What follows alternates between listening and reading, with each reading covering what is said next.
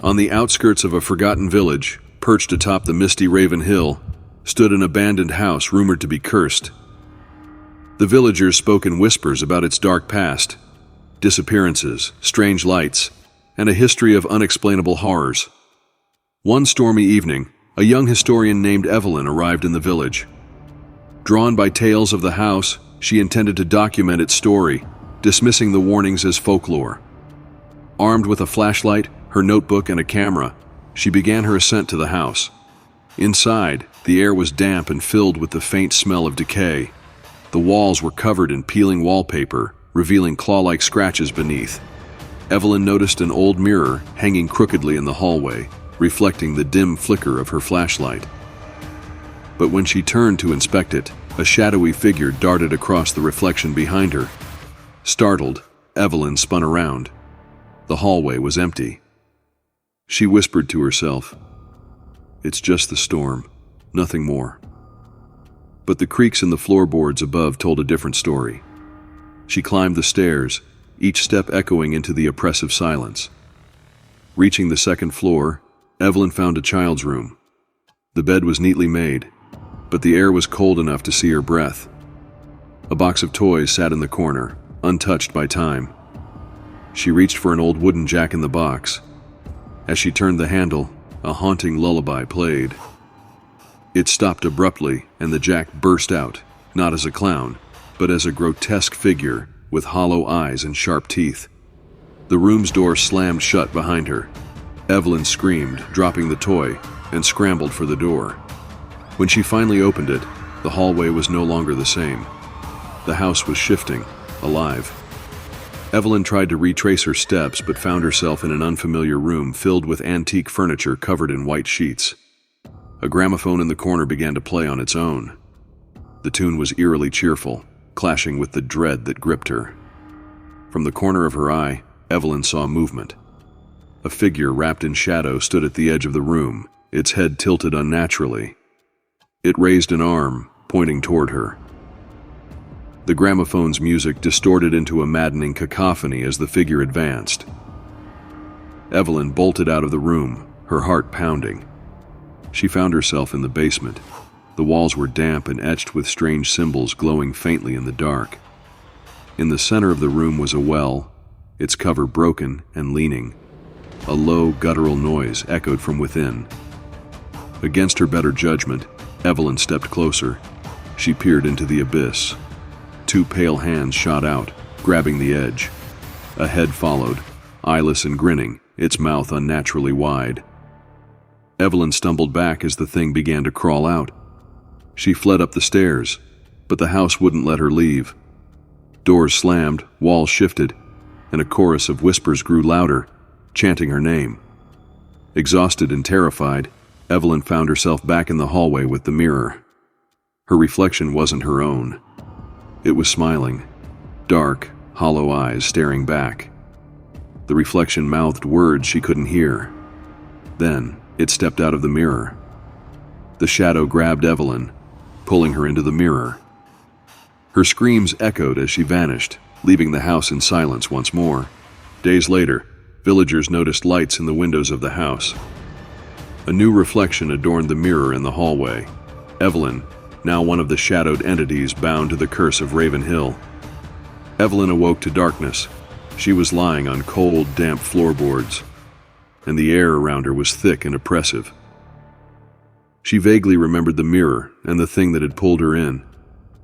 Now she was somewhere else, inside the house, but different. The walls seemed alive, pulsating faintly, and the ceiling stretched infinitely into blackness. A faint sound of scratching drew her attention. She turned her flashlight toward the noise but found only an empty hallway. The scratching grew louder, coming from inside the walls. Then, a voice, a child's whisper. "Help us." Summoning her courage, Evelyn followed the sound, her footsteps echoing unnaturally. The hallway ended abruptly in a door. Carved into the wood was a crude symbol, a triangle within a circle, surrounded by jagged lines. Her trembling hand reached for the doorknob. It was icy cold. Inside, the room was small, almost claustrophobic, with shelves lined with dusty jars filled with unidentifiable objects. In the center of the room stood an ancient writing desk. Upon it lay a journal, its cover cracked and worn. Evelyn flipped it open. The handwriting was frantic, the words barely legible. "They come from the mirror. They steal your shadow first, then they take the rest." A sudden knock echoed from the door she had just entered. Slowly, the doorknob began to turn. She grabbed the journal and ran. The house shifted around her again. Stairs appeared where none had been before. Desperate to escape, she climbed them, the journal clutched tightly in her hand. She found herself in an attic lit by a dim, unnatural glow. The room was filled with cobwebs and dust-covered furniture. In the corner, an antique crib rocked slowly back and forth, though no one was near it. Evelyn approached, her flashlight shaking. Inside the crib was a small porcelain doll, its face cracked and its eyes following her. The doll whispered, "They're here." The attic door slammed shut, and the walls began to close in. She turned to the window, trying to break it open, but the glass reflected not the outside world, but the same room, only darker. In the reflection, dozens of shadowy figures surrounded her, watching. The reflection in the window spoke in unison. "Stay." Evelyn screamed and threw the flashlight at the window.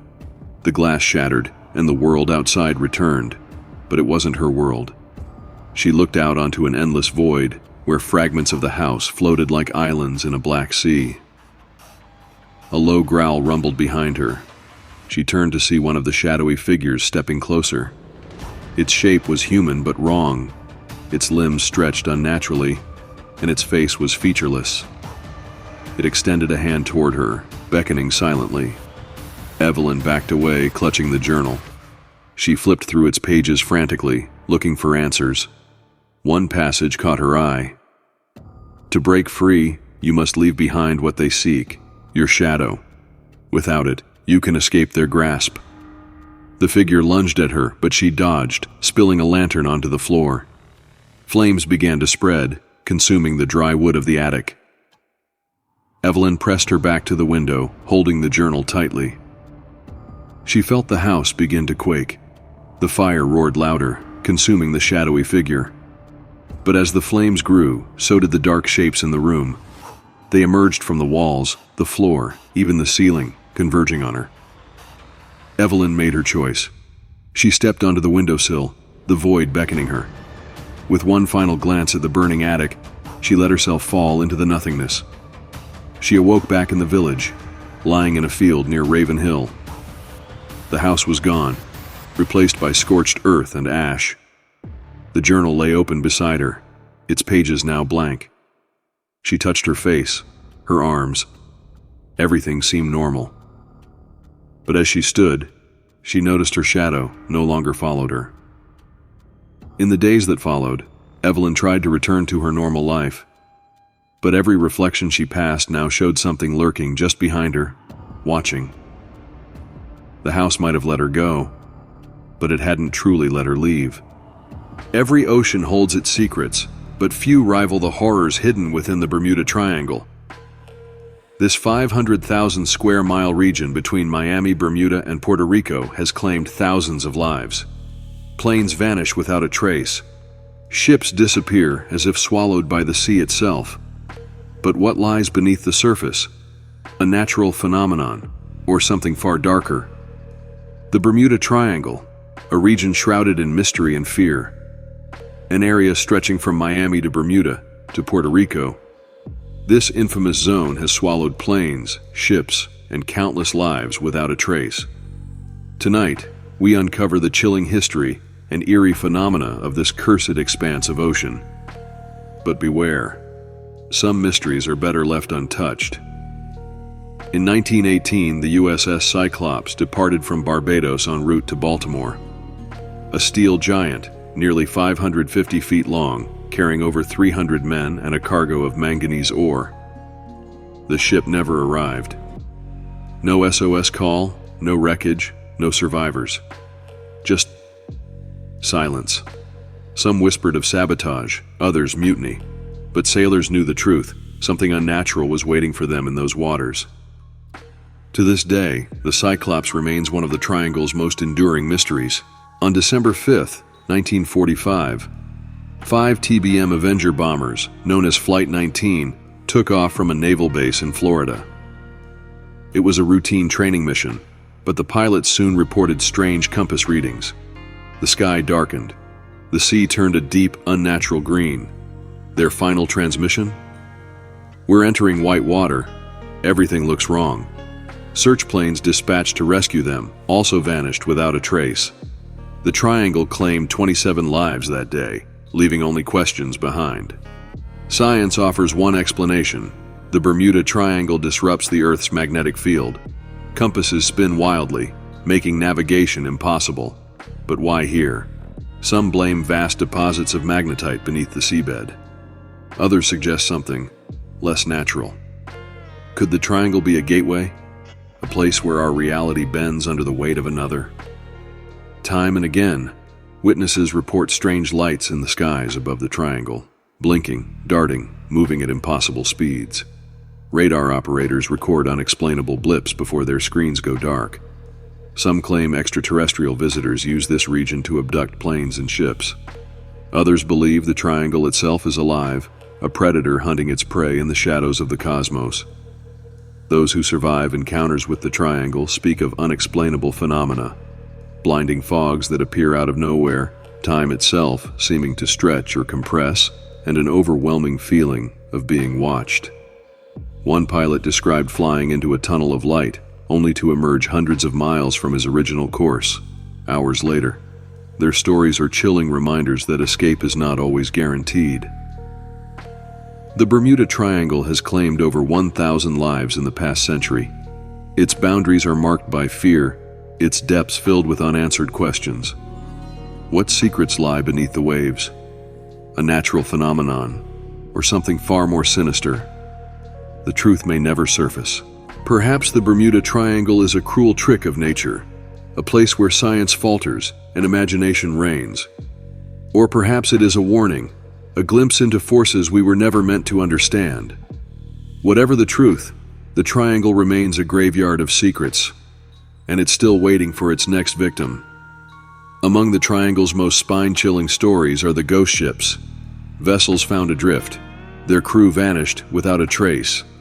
In 1921, the Carroll A. Deering, a 5-masted schooner, was discovered wrecked on the shores of North Carolina.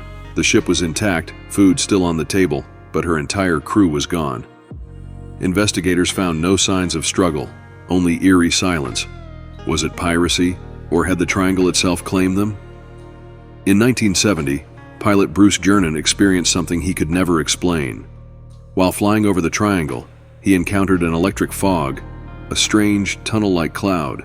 Instruments malfunctioned, and time seemed to stretch and twist. When he emerged, Jernan discovered he had traveled over 100 miles in a matter of minutes. Was he the victim of a time warp, or something far beyond human comprehension?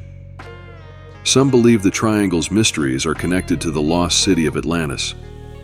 Ancient texts describe a powerful civilization destroyed in a cataclysm, sinking into the ocean.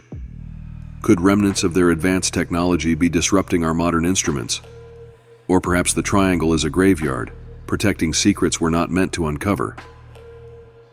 In 1968, the USS Scorpion, a nuclear submarine, vanished while returning to Norfolk, Virginia.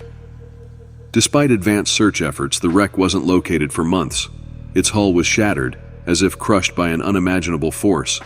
While officials blamed a mechanical failure, whispers of something more sinister echo through history.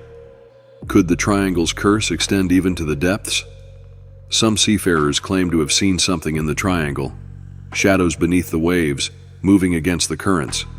These so-called guardians of the abyss are described as massive, ancient creatures, their eyes glowing faintly in the dark. Are they protectors of an ancient secret, or predators lying in wait? The ocean's true masters may be more terrifying than we can imagine. Even today, the Triangle continues to exert its sinister influence. In 2021, a private yacht carrying a family of 4 vanished after reporting strange lights in the sky. Their final message was garbled, filled with static. It's coming. We can't. Before cutting off completely. No trace of the yacht or its passengers has ever been found. What if the Bermuda Triangle is more than just a place? What if it's a living entity, a sentient force that feeds on fear, curiosity, and life itself? Perhaps we are not the explorers, but the prey, and the Triangle is always watching.